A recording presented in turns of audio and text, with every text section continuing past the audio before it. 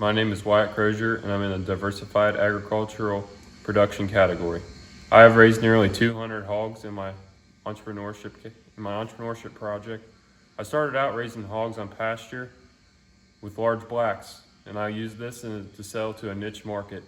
After that, I began raising market hogs, crossbred market hogs, to sell to local 4-H and FFA members, even though I don't show myself.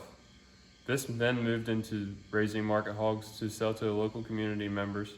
I sell live freezer pork to them. Another aspect of my operation is I began selling sweet corn also. I've sold 400 dozen ears of sweet corn per year, and I sell to a local grocery and to community members. Another big part of my SAE is my placement side, where I work on the family farm and we raise 200 acres of hay.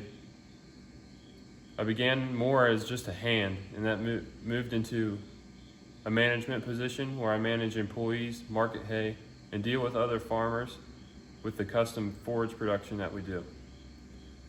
Through all my SAEs, I've developed a great passion for agriculture, and I hope to use this to help me grow my operation in the future.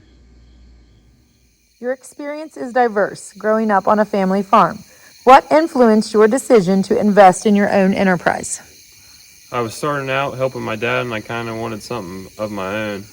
And I determined that I was kind of small and working with cattle wasn't really the best option. So I decided I was going to do hogs. And we have an abundance of pasture, so I started researching breeds of hogs which would do best on pasture. I came across the large black, and that's what I started out with. And they do well on pasture. And I became involved with the Large Black Hog Association, which allowed me to take access of a niche market. And I started marketing my hogs as registered stock, and I was selling them to multiple states.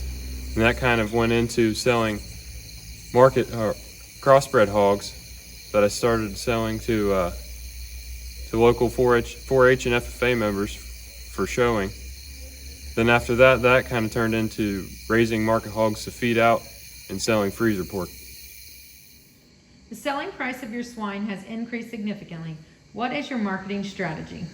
I have raised my average selling price per head by providing excellent customer service, which has allowed me to be successful in my niche market with the large black hogs, and allowed me to enter the farm-to-table aspect of it, where I sell live hogs for freezer pork to customers. And I try and provide excellent customer service by doing deliveries and trying to make the customer happy. And this has allowed me to be successful in my operation. You're involved in forage production. How do you determine when to cut and bale your forage to obtain optimum quality? I determine when to cut and bale forage based on weather and time. We try to start off with wheat in the last week of May to get the best yield and best quality. The wheat's usually in the milk stage in the last week of May, and then we bale that, and then we move on into alfalfa, trying in the first week of June to start, and then we go for every 30-day cuts on alfalfa in June, July, August, and September.